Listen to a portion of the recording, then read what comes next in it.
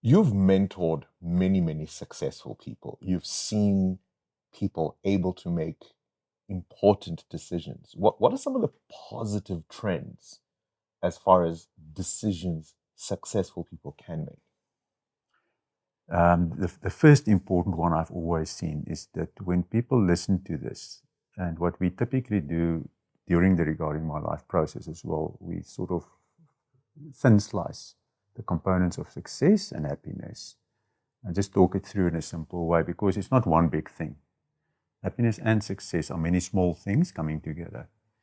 The one thing I've seen happening is that people get out of their own heads. There's an old saying, one of the best vacations you can have in your life is a break from your own mind. All the fables of your mind, there's a hectic world upstairs. We have a wonderful brain, but sometimes our minds are out there. Taking a break from your own mind, in other words, reorganizing how you think about life. That was one of the big breakthroughs. They live in the same house, same job, but they start to think differently about that. Okay, that's the first thing. And then what I've seen as well is that people started simplifying their lives.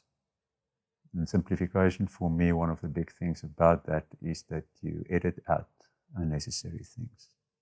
Simplification is a very powerful thing. The opposite of simplification is complicatedness, not complexity. We all have complexities in our lives, but complicatedness. In other words, it's self-imposed. And you allow all these unimportant things to interfere in a good life. So simplicity is very important. Then I've seen good things happen as well when people stop blaming the world for their lives.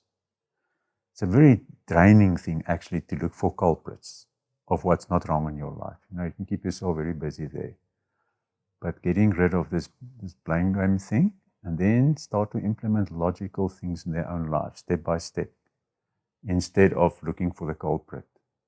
And the compound nature of those steps take them places.